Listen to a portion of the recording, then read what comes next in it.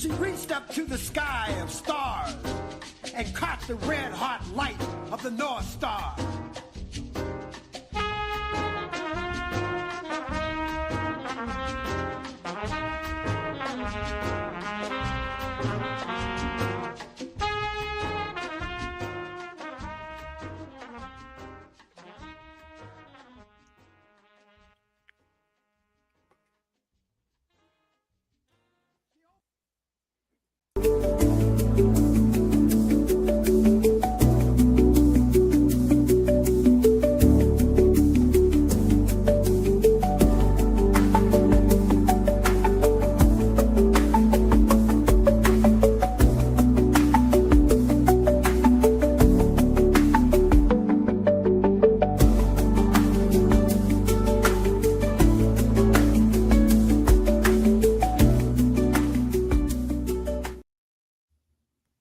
Greetings. Welcome back, as always.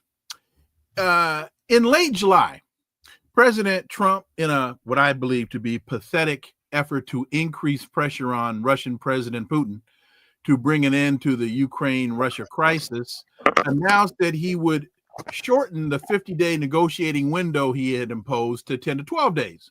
Quote, "I'm disappointed in President Putin, very disappointed in him. So we're going to have to look, and I'm going to reduce that 50 days that I gave him to a lesser number, because I think I already know the answer, what's going to happen. I'm going to make a new deadline of about 10 to 12 days. There's no reason in waiting." And Trump has now given President Putin until Friday to reach a ceasefire with Kiev, shortening the 50-day deadline he had earlier set. After that, TASS reported this past Monday, Russian troops delivered a strike by precision weapons, including Kinzhal hypersonic missiles and unmanned aerial vehicles, hitting Ukrainian military airfields in the special military operation in Ukraine. And now, earlier today, Russian President Putin and U.S. Special Envoy for the Middle East, Steve Witkoff, met in Moscow to discuss the Ukrainian crisis. We're still awaiting a readout from Russia about the 3-hour meeting. Are there any signals that have been sent? Let's connect some dots and find out.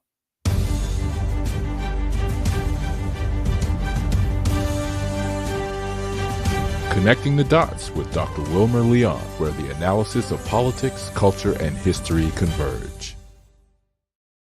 Welcome to the Connecting the Dots podcast with Dr. Wilmer Leon, and I am Wilmer Leon. With each show, my guests and I provide insight and analysis into current events and the broader historical context in which most of these events take place. And I'm going to forego the normal headline review, but I do want to make what I believe to be an important point. The first atomic bomb, little boy, was dropped on Japan 80 years ago today, August 6th, 1945, a uranium gun-type bomb that exploded with about 13 kilotons of force. At the time of the bombing, Hiroshima was home to between 280 and it is estimated between 280 290,000 civilians, as well as 43,000 soldiers. Between 90,000 and 166,000 people are believed to have died from the bomb in the 4-month period following the explosion. The Department of Energy has estimated that after 5 years, there were perhaps 200,000 or more fatalities as a result of the bombing, while the city of Hiroshima has estimated that 237,000 people were killed directly or indirectly by the bomb's effects, including burns, radiation sickness, and cancer. And there is some debate as to whether the bombing was necessary and whether the bombings really contributed to the end of World War II or the beginning of the Cold War. That remains debatable.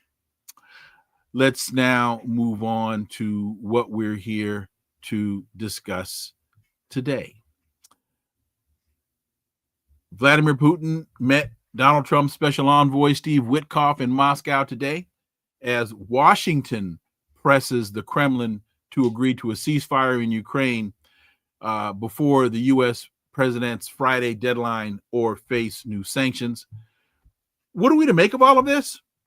My guest is a retired United States Army colonel and former chief of staff to United States Secretary of State Colin Powell, and the former chief of staff to the former chairman of the Joint Chiefs of Staff, General Colin Powell. He's a man with an incredibly distinguished career and very long resume. We could take probably the rest of this show going through his credentials and his vitae. So let me just say, Colonel Lawrence Wilkerson, sir, welcome back. Good to be with you, Wilmer. Been a while. It's been a while. And again, thank you for joining me. So earlier today, Russian President Putin and U.S. Special Envoy for the Middle East, Steve Witkoff, met in Moscow to discuss the Ukrainian crisis. Before I get into details from some of the reporting from the Wall Street Journal and others, let me just ask you your thoughts on what transpired earlier today. I understand the meeting took about 3 hours and a few minutes. Given translation time and such as that, logistics and coffee, tea, whatever, probably 2 hours of substantive talks, if we can call these substantive talks, because I don't think Steve Witkoff was going to hear one iota of a thought, of a word, of a concept beyond what Putin has said now for months on end, and what his very competent foreign minister, Sergei Lavrov, has said too. Marvelous coincidence between the two's remarks, because they are marvelously coherent, understandable, and I would say even competent remarks given the situation on the battlefield. In other words, Putin isn't changing a thing. He's winning on the battlefield. He is now winning resoundingly, given the two pockets he's about to close around Pokrovsk and the logistics hubs he's going to cut off by doing that. And given the fact that they're now enlisting 60-year-olds in Ukraine, they already were gerrymandering the whole situation to push the oligarchs' children away and capture the 17, 16, 18-year-olds out in the country land, if you will. The poor people will always fight wars, hitting them over the head, putting them in vans and taking them to the front lines with nary any training even, to just show you how desperate Ukraine's situation is. So Putin's not going to say anything differently. There will be no ceasefire. There has got to be a situation that satisfies the objectives which Putin and Lavrov have been very explicit about of the special military operation, period. So I'm sure Witkoff got that ad nauseum, and Witkoff is coming home to wonder how he's going to tell Trump that he has no clothes on. How is he going to tell Trump again? Niet means niet. That's you put it perfectly. You put it perfectly. Quoting Bill Burns, you put it perfectly. A couple of nits, not nits, but nits that stick out to me, and they may be absolutely meaningless. First is peer-to-peer meeting. I find it odd that President Putin took the meeting with Witkoff instead of sending Witkoff to meet with Lavrov. Should I make anything out of that? Go ahead. Make of that only that Putin is a master diplomat himself and doesn't abide by such pedantries as that. Okay. Trump is the one who's the circus clown. Mm-hmm. And, who has to have Hegseth tell him he's right all the time, or Rubio tell him he's right all the time, or Pam Bondi telling him he's going to be the Nobel Peace Prize winner because he stopped so many wars, or whatever, or cowing Tulsi Gabbard into cowardice. That's Trump. Putin doesn't have to do that. We may think all manner of bad things about Vladimir Putin and about his governance system. I beg your pardon. He's probably one of the most competent leaders in the world, if not the most competent great power leader in the world. And he doesn't need this kind of stuff. He'll talk to anyone whom anyone commissions in the right way to come talk to him. That's the way Trump should be too, of course, but that's not the way the man with the size of ego he has can be. So the other thing is, and this just came to mind as you mentioned, it was a 3-hour meeting, and with time for translation, President Putin speaks very clear English. He does. So to your point about time for translation, so does Sergey. Oh yeah, I've heard. I don't think I've ever heard President Putin speak English. I've heard Lavrov speak very, very clear English. So one could say, to make an even stronger point, Putin could lean forward into Witkoff and say, "Look, Steve, let me tell you. Well, that's the kind. I'm sick of this. I'm sick of you. Go back and tell your boss the following." That's the kind of technique that Lavrov and Putin use, I think, when they do want to break into English. Putin less inclined to do so than Lavrov, but not because he doesn't have a pretty good command of it. He also has an excellent command of German, but he is, I think, having watched him in a few settings where he was speaking to Germans in German, I think he's a little less apt to reveal the comprehension and the capability he has. I think he considers the Germans, like most Russians consider the Germans, very nefarious creatures. And sad to say, I think he has come now to conclude that we're just as bad or worse. And that's a sad commentary, because I was in an administration where we were talking to Mikhail Gorbachev and then later to Boris Yeltsin, as if they were soon to be members of the political apparatus of NATO and maybe even the military apparatus, and to, in essence, come into Europe on their third or fourth try in the last 2 centuries and be a part of the European security architecture. That was certainly the way we were looking at it in the chairman's office. And the chairman at that time, empowered by Goldwater Nichols, as Powell was a new person in terms of the leadership of the United States of America. Most people don't understand that. And most chairmen will not push that envelope, but Powell did. The new law says that the chairman is the equal of the Secretary of Defense in terms of approaching the president. If the chairman objects with the secretary, then the secretary has to make arrangements for the chairman to see the president and give the president his views alone. And Powell did that twice with H.W. Bush. Went around, didn't go around Cheney. He told Cheney, "I'm going to see the president." And Cheney was smart enough to say, "Okay, disagreeing with me on something? Yes, I do. And you know what it is." And on both occasions, Powell got his way with the president. One was the L.A. riots, which Powell caused not to be a disaster by going to the president and telling him that his execute order for the military deployment to Los Angeles was badly wrong, and convincing him of what he needed to do with the rules of engagement and other things to make it good.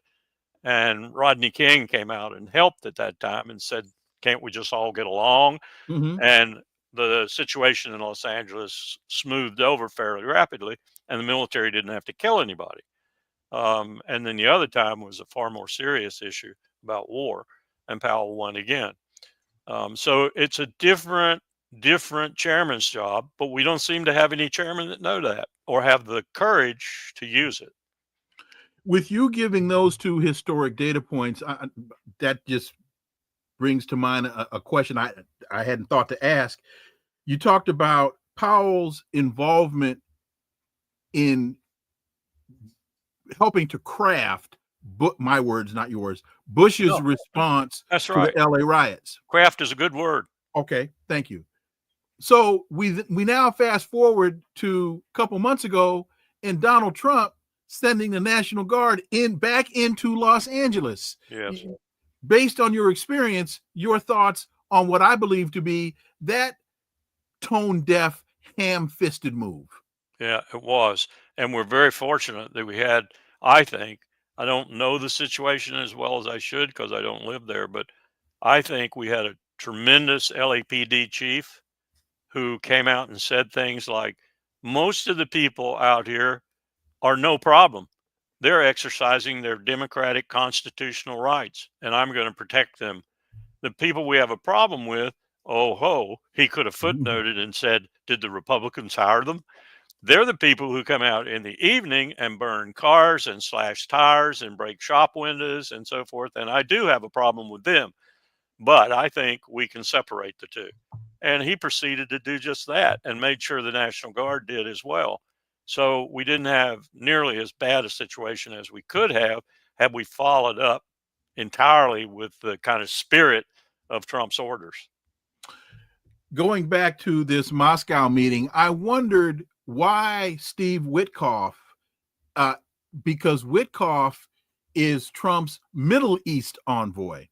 Why Steve Witkoff and not the U.S. ambassador to Russia or another individual who has more diplomatic heft than a lawyer and real estate developer named Steve Witkoff?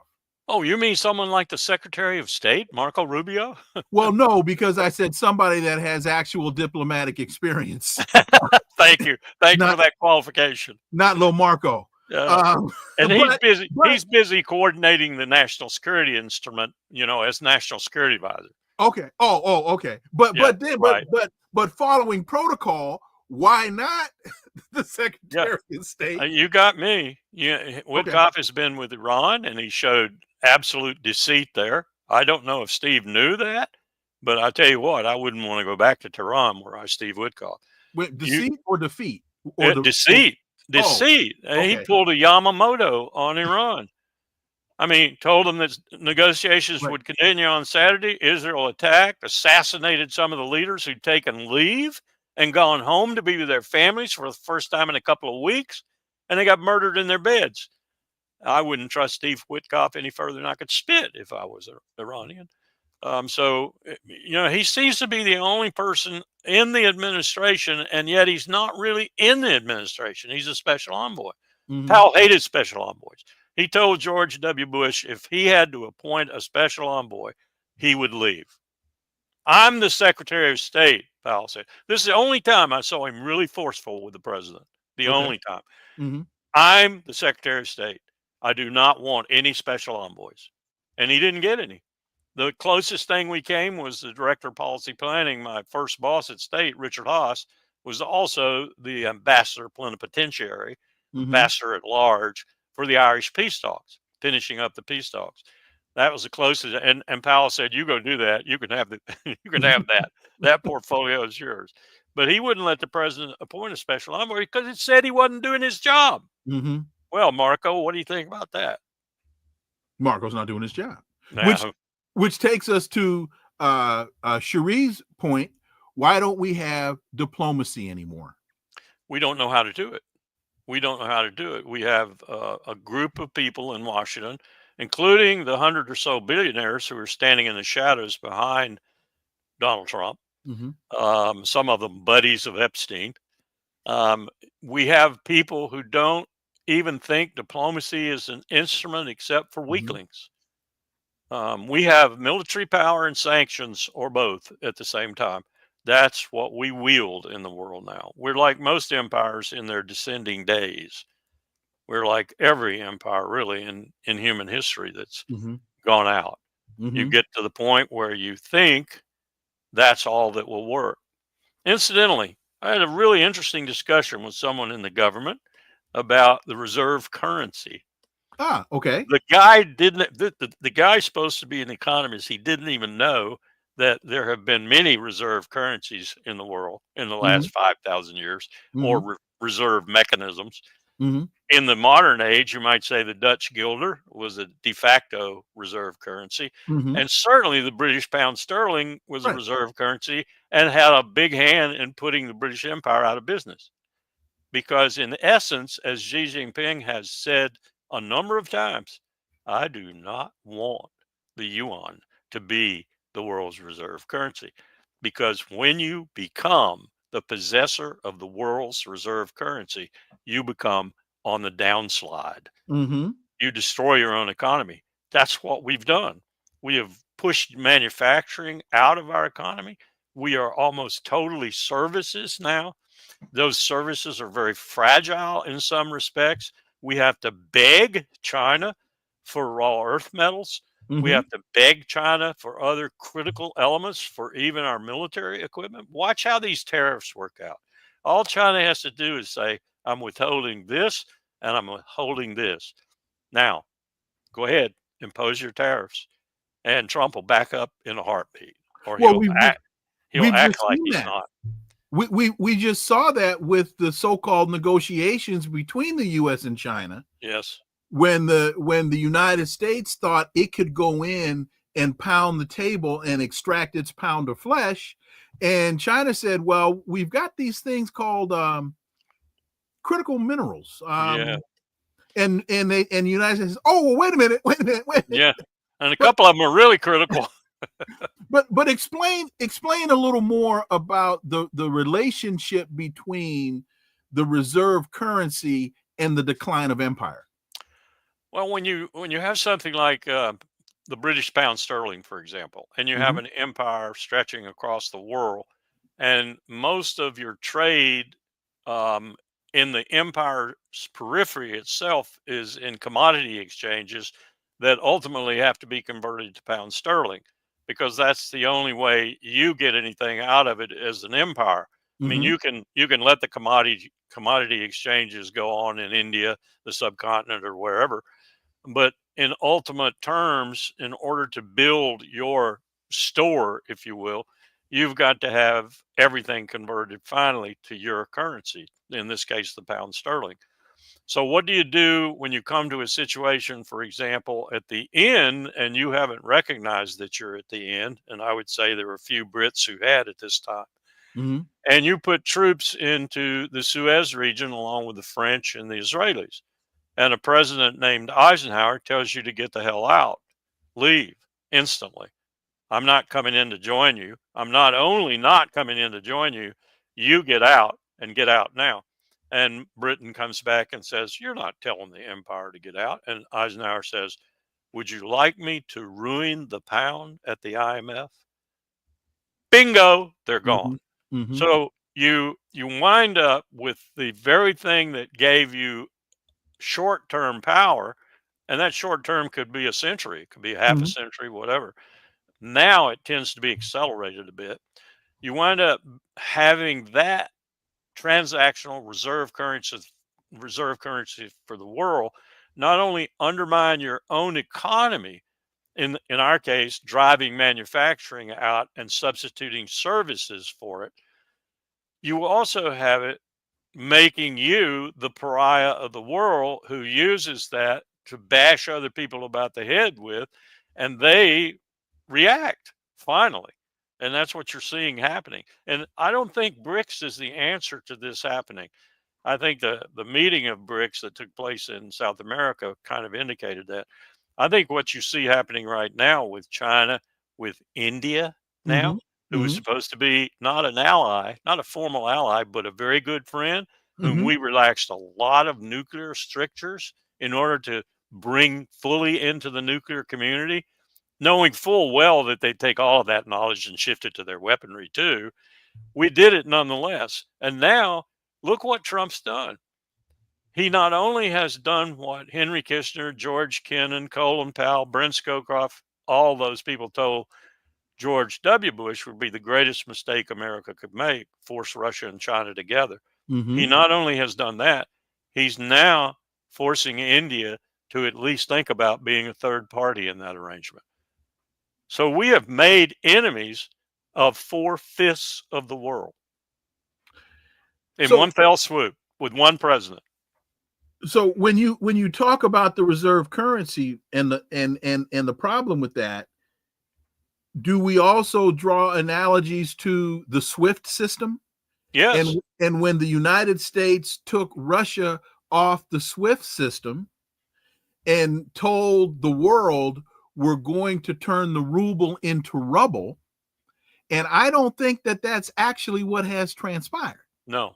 So are there corollaries or parallels to that with what you've just described? Yes, there are. And now what you're seeing, for example, in one of the most dynamic regions of the world, which the Russians have some problem with because it ain't controlled necessarily by them and Hmm. it's on Russian territory, the Russia-China border, what you have happening there is commodity exchange and use of both currencies and a balancing effect at the site. In other words, if you say, I'm going to take rubles for that, or I'm going to take yuans for that, you make a gentleman's agreement at the spot, literally Hmm. at the Hmm. spot, on Hmm. what the exchange is going to be. And you Hmm. make up for it with extra commodity or whatever, whether it's food or it's metals or whatever. Hmm.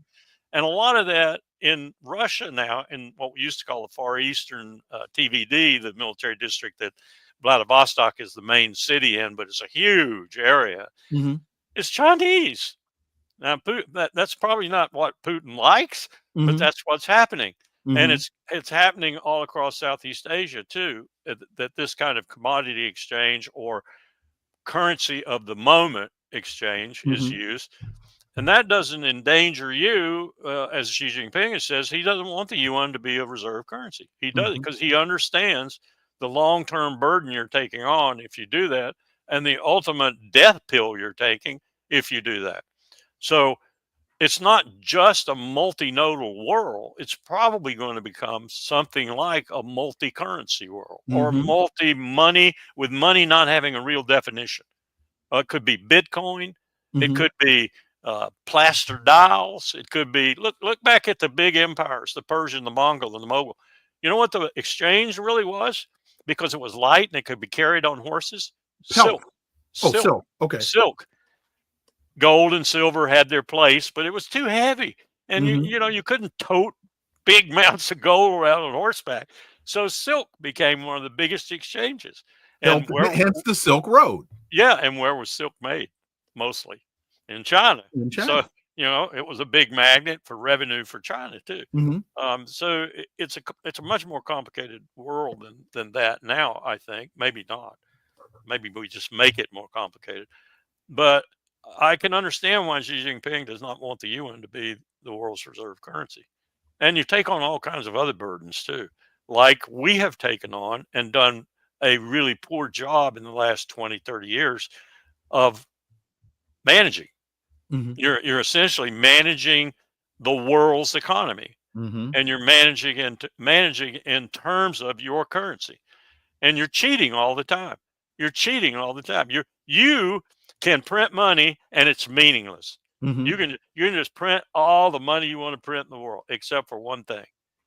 Pretty soon, inflation is going to grab your ass. Do And we see that happening now? well, yeah, I want to fire Jerome Powell. I want to fire him. Hmm. He won't reduce interest rates. Well, he's going to have to, because I think we're going to see them go skyrocket here. You also mentioned something, short-term power, and you said short-term power could be as long as a century, but it's short-term power. And I said on the show a couple of days ago that one of the problems that the West has, and Americans particularly, is a number of other powers have a different perception of time. The United States is 250 years old. China's 249. China is 5,000 years old. Russia is a couple thousand years old. They in terms of Xi Jinping in China, Vladimir Putin in Russia, they have or even Khomeini in Iran.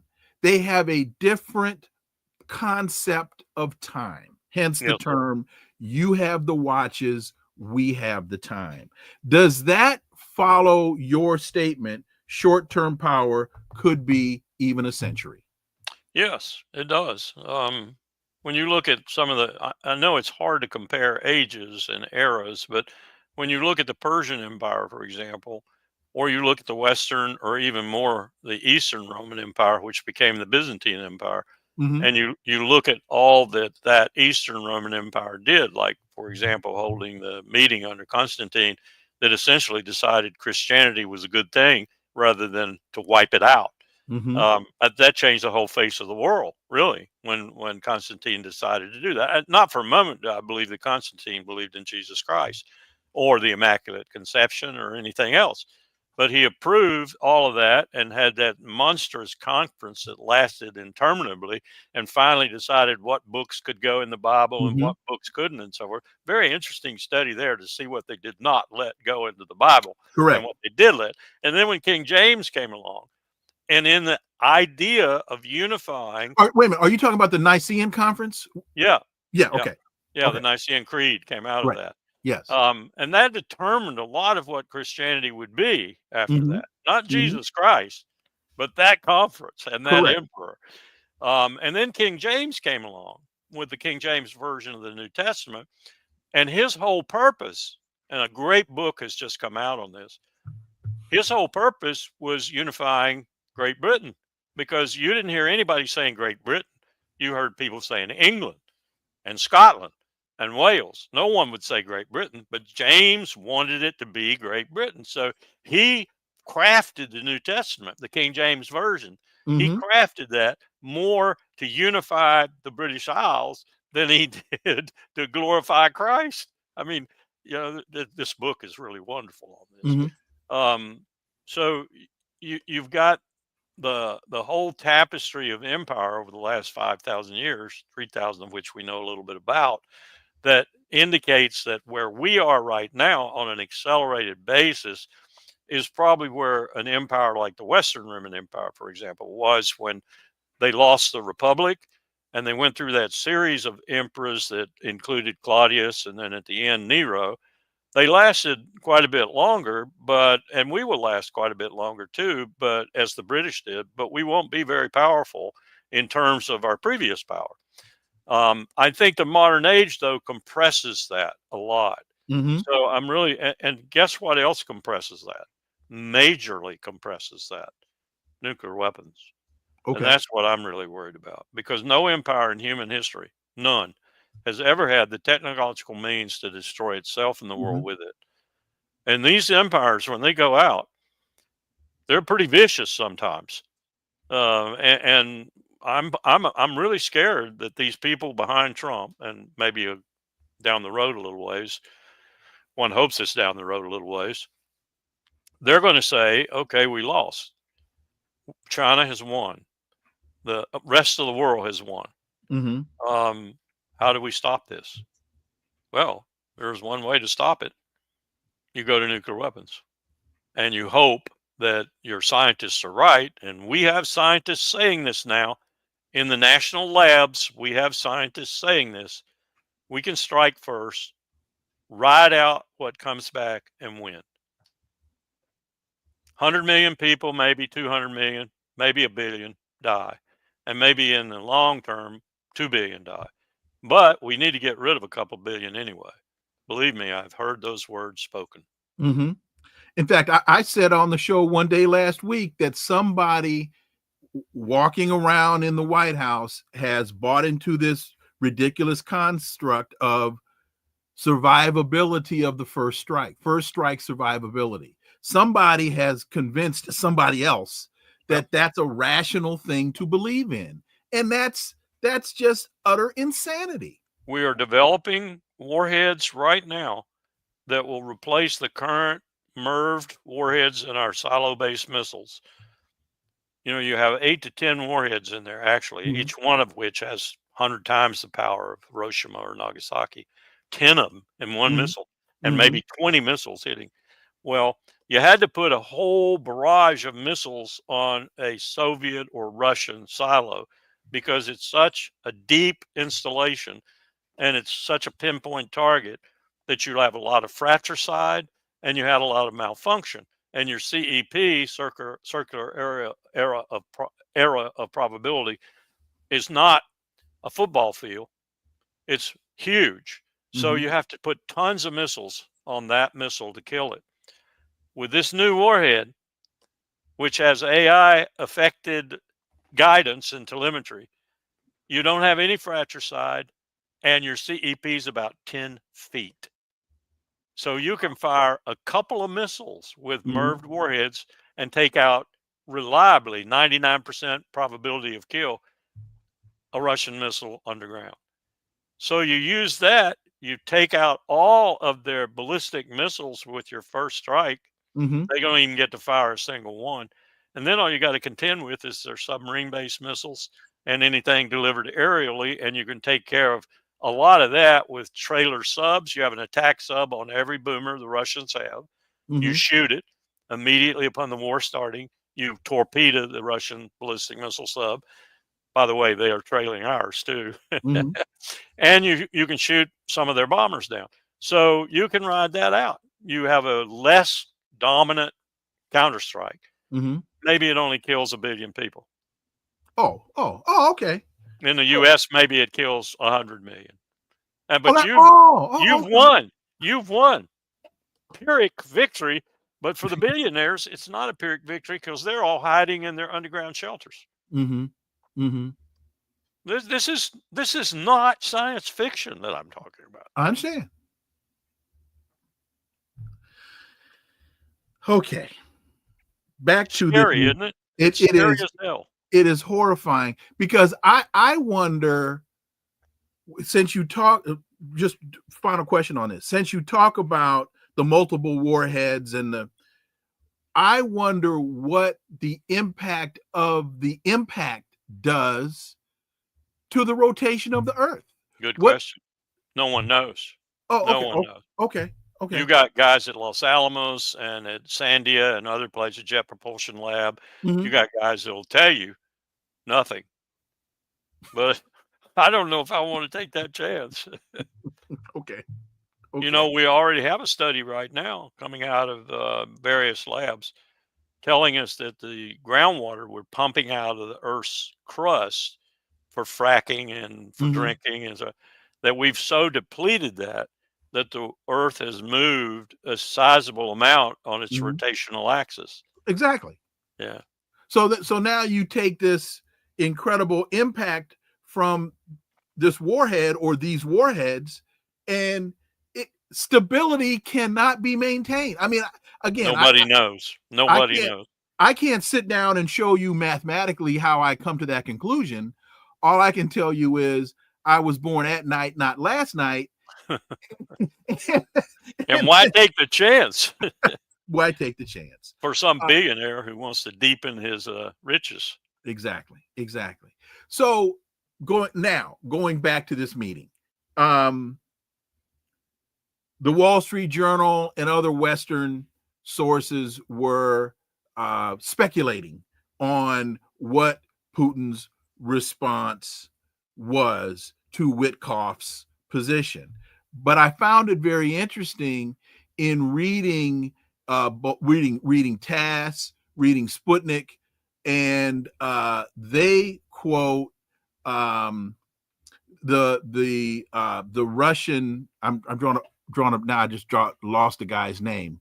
What is this guy's name here? It'll come to me in a second. Anyway, the quote from the Russian representative is, "The current situation is that our president has complete information, that is, our signals from President Trump. And Trump has not yet been informed about the results of this meeting. Therefore, I would refrain from making more detailed comments. Let us see when Witkoff will be able to report on the conversation that took place today to Trump.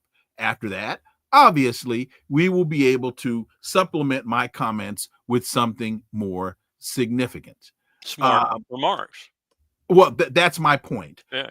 That's my point, is that the Russian representative, again, whose name now I've just lost track of, the Russian representative says, let's wait, while the Wall Street Journal and other Western entity or sites and news organizations engaged or have engaged in an awful lot of speculation. Your thoughts? Well, I think that's just typical of American and European of late media. I think it's a very smart move by the Russians, and I don't think anything has changed. I think it's going to be exactly what Putin has been saying all along. You know, you can just go down the list. No ceasefire. The war ends, and it ends on this basis. I own this territory. This territory you've known all along that I want to own. It includes Crimea. It includes all the Eastern Oblasts. Maybe it might include even a little bit more than that for a buffer zone. No NATO membership ever, not in 10 years, not in 100 years, not in 1,000 years, no NATO membership. And Ukraine makes a profession of, declaration of, signs in blood, a charter of neutrality, whatever. And you stop doing stupid things like sending these generals out who don't know their butt from a hole in the ground, saying that they're going to do an airborne operation and take Kaliningrad. That's he hasn't changed anything. The special military operation has been designed to do the same thing since day one. Explain. I'm big on context, because I think that you can't fully understand the current dynamic if you don't understand the preceding history that got us into it. Yep. I lost a job explaining on television what I believe to be the relevance of James Baker's commitment to Gorbachev. Not an inch further. That NATO will not move 1 inch further towards the then Soviet Union if President Gorbachev, you agree to the reunification of Germany. How relevant, how significant is that to the position that Russia has taken? Well, very much just like the position that Iran took, that diplomacy would continue and then we attack them. And I had an NSC staffer indirectly during the time send me an email telling me that such agreement was never made, and he knew it because he was on the NSC staff monitoring it at the time. I didn't say much back to him except that I was in the chairman's office monitoring a member of the National Security Council's words about Brent Scowcroft, H.W. Bush, Dick Cheney, and the other group of 8, we call them. And one of the things I would tell him that he probably had no clue to was that the real person demanding that in terms of first, middle, and last was Helmut Kohl. Okay. Because Helmut Kohl was frightened. The then Chancellor of Germany. Yeah, for reasonable reasons, he was frightened that if Germany reunified and stayed in NATO, not only was it going to cost him, he thought at that time, the prediction was $80 billion US. It wound up costing twice that to reunify. But he was frightened at what Russia would think.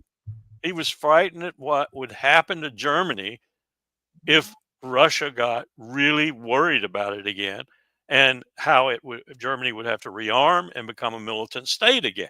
And he didn't want that to happen. So he was kind of willing to reunify, but he didn't want to stay in NATO.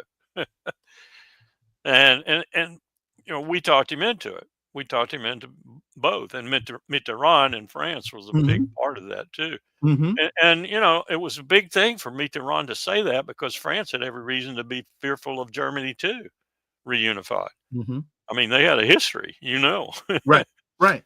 So it wasn't just Gorbachev we were reassuring that we wouldn't move NATO any further. We wouldn't tempt Russia. Right. It was Kohl. But Germany has lost the quality of leadership of Helmut Kohl. And I see no prospect of it. And I did some research on the point about Baker's statements were not binding, and came across, I think it was called Norway v. Sweden. I think it was an international case from the 30s, where it was determined internationally that a statement made by a reliable representative is a binding statement. It's almost, I think, analogous to statements against interest in contract law. Right. that those are, in fact, even though they're not treaties, even though they are binding statements, because they are made by a reliable representative whose statements you must be able to take on face value. That's what anyone practicing decent diplomacy, and that's what Fred Hartman, for example, in his book, The Relations of Nations, talks about as being the foundation of good diplomacy is trust. Mm-hmm. Trust. Mm-hmm. But look at what's happened. Look at what's happened. We actually told Iran that the negotiations would continue on Saturday and then backed Israel attacking them midweek. Mm-hmm. So we don't believe in that anymore. We simply do not believe in it. Is a big part of that, because, and a lot of people would like to attribute this to Donald Trump at being the transactional individual that he is, but I want to say that he's not the causation, he's the culmination. I think you're right. Okay, go ahead. I think you're right. We've been doing this ever since 9/11 in some respects. Mm-hmm. But what did George W. Bush do? George W. Bush followed the letter of the law. I think it was 6 months notice you had to give, and abrogated the anti-ballistic missile treaty. Mm-hmm. No real discussion. Powell had to go to him and say, Mr. President, I think I should go to Moscow and at least explain to them why we're doing this. Can you tell me why we're doing it? We're going to build ballistic missile defense. Do you have any idea if ballistic missile defense will work? I guarantee it's going to cost hundreds of billions of dollars. Do you have any idea it will work? I don't think there was a good answer to that, because the answer was in Donald Rumsfeld's mouth. It'll be very beneficial for the military industrial complex, in which I have heavy investments. And he had heavy investments because he was head of the Ballistic Missile Commission that determined we needed ballistic missile defense. Mm-hmm. So this stuff is all, it's Epstein without the sex. That's what our government is all about. Epstein without the sex. I like that. Well, in fact, to that point, Donald Trump just started talking about Golden Dome or Iron Dome. Oh, Golden Dome. Isn't that the you wait a minute. You just you muted yourself, I think, because I can't hear you. Still can't hear you. Oh, there we go. Okay. So you were, when I said Golden Dome or Iron Dome, which one is it? Yeah, it's Golden Dome. Golden Dome. It's a farce. It's worse than Ronald Reagan's Star Wars. There we go. It will cost hundreds of billions of dollars, perhaps trillions, and it won't work. Can you imagine trying to put a shield over America? No. I mean, especially with the development of hypersonic missiles. Yeah, and just think about trying to put a shield up for a BB gun when you were 12 years old, and you were looking at a bunch of frogs in the water, and you said, "Oh, I'm going to protect the frogs, and we'll put a shield over them." Yeah, that's a daisy. It broke the shield. Right. I mean, it's crazy. It's just a boondoggle for Lockheed Martin and others who will participate in it. I mentioned it last week. Well, I didn't. I mean, it was reported, and then I commented on Trump deploying 2 nuclear submarines near Russia after what has been described as foolish and inflammatory taunts. Mostly a symbolic gesture. Experts such as yourself said that this was a tempest in a teapot. What got my attention in this whole tempest in a teapot was not the sending of the subs, because there are subs there already. What got my attention was Trump's rhetoric. Tell Medvedev, the failed former president of Russia who thinks he's still president, to watch his words. He's entering into very dangerous territory.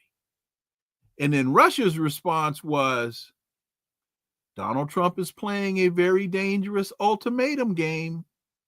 Each new ultimatum is a threat and a step towards war, not between Russia and Ukraine, but with his own country. Don't go down the Sleepy Joe road. So again, what got my attention was not the sending of the subs. It was the sending of the message. Yeah. Your thoughts? No, I agree. And I would say even more dangerous than that, even though it wasn't the president issuing it, you got to assume that Hegseth and the president knew he was going to do it, was General Donovan's remarks about we could take Kaliningrad in, a few hours. Mm-hmm. That's valuable territory to the Russians. That's as valuable as Ukraine. That's existential to them, and they would go to war over that. So that was a very provocative remark and a very stupid remark. And I wonder, we have not had a general in the United States military or an admiral, a flag officer, held accountable for his or her errors in a long time.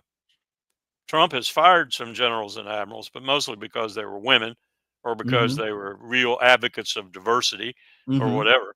But he has not fired anybody for incompetence. And we have a string from Afghanistan to Iraq to Libya to Syria we have a string of incompetent generals who have fallen on their sword making mistakes that cost lives, including Donovan.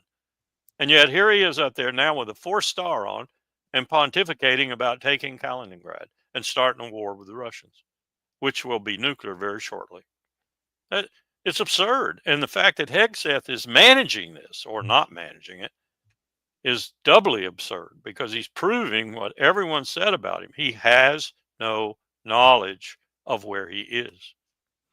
And before, let me do this. Kevin Baptiste, thank you for that $10 super sticker. And you are, and Kevin is a member of the Connecting the Dots Club. He says, Colonel, the U.S. no longer having the power projection to successfully attack other countries, they will now attack the populace within their borders. What say you?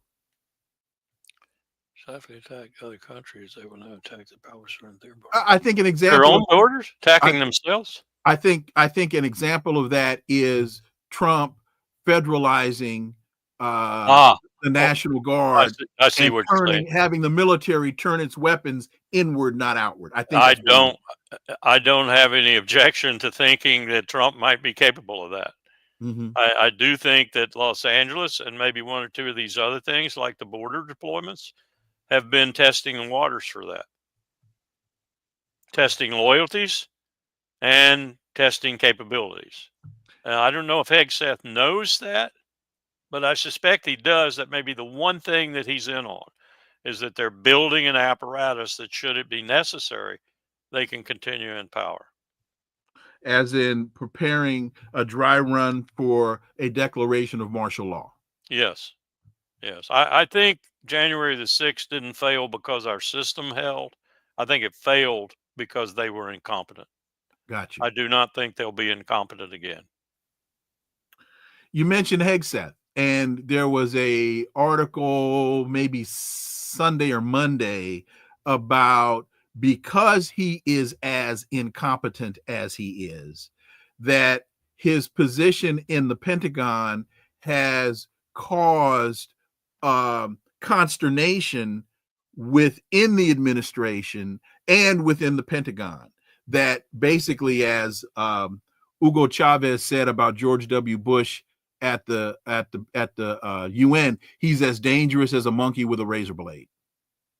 I think there's some truth to that. And let me back up to the remarks I just made, because I realized as I made them, I was contradicting my own previous remarks. It's not the people we're seeing at the surface of the circus that'll be competent and pull off the coup. It's the billionaires behind them. Okay. And the target of the coup will be, as Steve Bannon said, we're here to deconstruct the administrative state. Yes, and to put in its place a technocratic state that will have a board.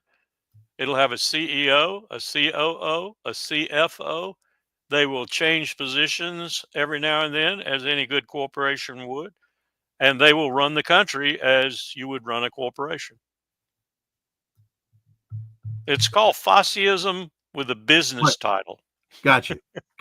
And we know that an element of that, of course, is using the military to support the interests of the industrialists or of the business sector. To include the military to support Christianity as a national religion.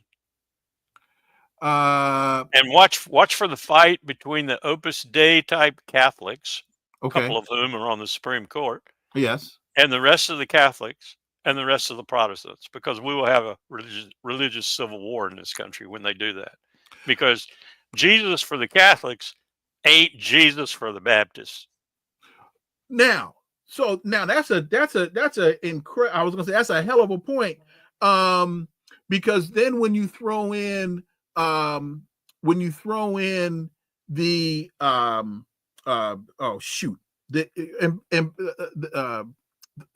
ambassador to Israel, his daughter is the governor of Arkansas. Huckabee. When you throw the Mike Huckabees into the mix, that to me, that then creates an entirely different conversation and motivation behind our policy towards Israel. Yes, absolutely. And it's such a conundrum to me, because as John Hagee was asked one time, the head of Christians United for Israel, who sends millions of dollars to West Bank settlers every year from his congregation, as he was asked one time, doesn't the end times say that Jesus will descend with a flaming sword and kill all the unbelievers? What is going to happen to the Jews? Exactly. Who don't convert. Hagee's quick word was, they'll all convert. Right. Massive conversion on kind of like the Inquisition. You know, it actually happened when Torquemada was running the Inquisition in Spain. A lot of the people who came before the board of inquiry, as it were, knew that they were going to be hung by their genitals or whatever if they said they wouldn't convert. So they converted. They converted right there on the spot. Lots of them.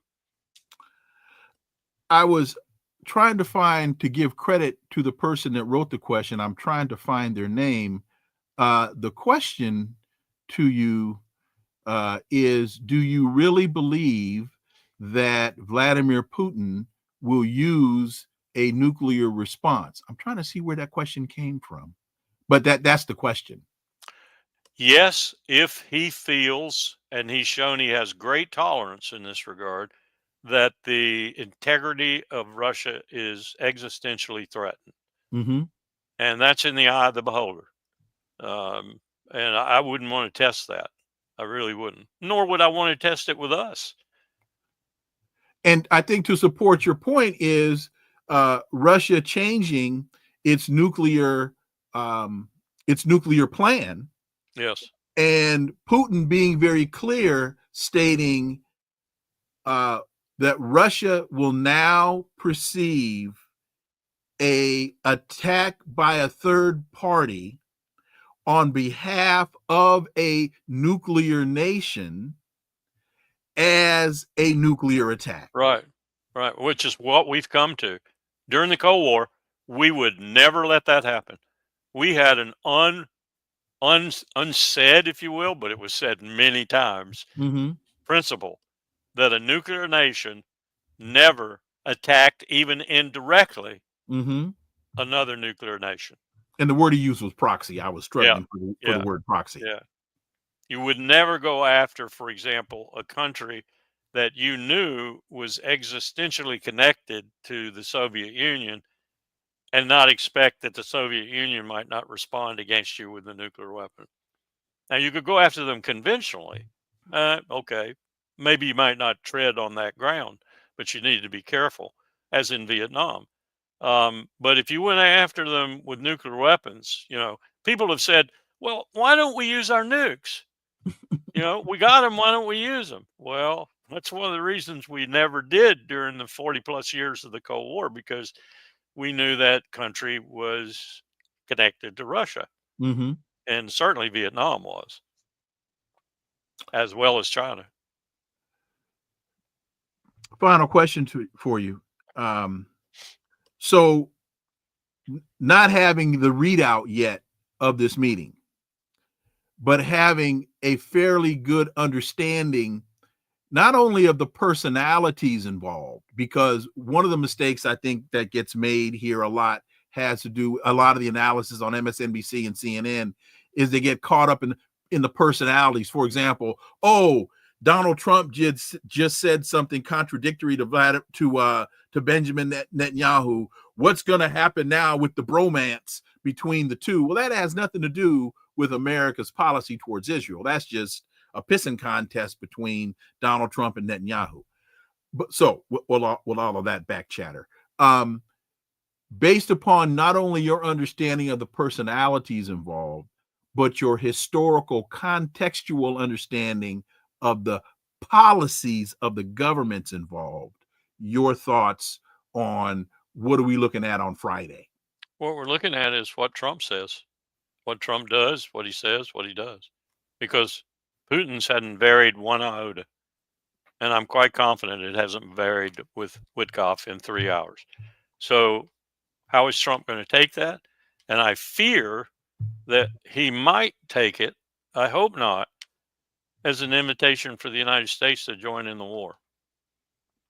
And that's Directly. You mean right. Directly, yeah. And that's Go bad. ahead. Because really quickly, this whole issue now with NATO or the EU providing weapons to Ukraine, first of all, in my opinion, what weapons are they providing? Because the stockpiles have been depleted to disastrous levels. Two, we throughout early on in the conflict, we kept hearing about the wonder weapons. Oh, wait till those Leopard tanks get there. Oh my God. Wait till the THAAD, the missile system gets there. Oh, not one of these. All I've seen of these wonder weapons that they've been blown up to and sent to the. Wait till those F-16s start flying. Well, as soon as they learn to speak English, maybe they then will be able to find out where the start button is, how to turn the key and get these things in the air. Your thoughts there? Well, the only weapon that had that sort of impact on both the battlefield and general descriptions of the situation was a Reshnik, the hypervelocity missile. Right. And that's just the little one. Right. There are bigger ones in the repertoire. So, it's part of the hype of the game. It's the hype the Europeans put out, NATO puts out.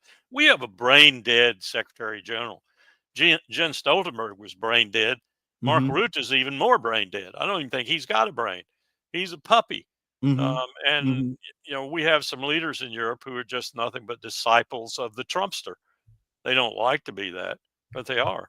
And there's no way they can afford to do what they say they're going to do if they assume that war on their behalf. And all Russia will do is take them out, seriatim, one after the other. And then we do have a war, because then he's attacking NATO, whether it's Poland or we have squirreled 32 countries into NATO. So, I mean, Putin has no choice then. He's put his own doctrine out to that effect. Colonel Lawrence Wilkerson, thank you so much for your time. That was phenomenal analysis. I truly always enjoy the conversations that I have with you and look forward to having you back. And you. So let's do it again sometime. Thank you. I appreciate it. It'll be soon. Trust me on that. Take care. Thanks, Larry. Bye-bye. Folks, I got to thank Colonel Lawrence Wilkerson for joining me today. Thank you all so much for listening to the Connecting the Dots podcast with me. Forgot who my guest. Oh, we haven't identified that yet. So anyway, trust me, got a big one for you tomorrow. Please follow, subscribe, leave a review, share the show. All of the information is below in the on terms of social media in the description. This is where the analysis of politics, culture, and history converge, because talk without analysis is just chatter, and we don't chatter here on Connecting the Dots. See y'all tomorrow. Until then, I am Dr. Wilmer Leon. Have a wonderful remainder of your day. Peace. I'm out.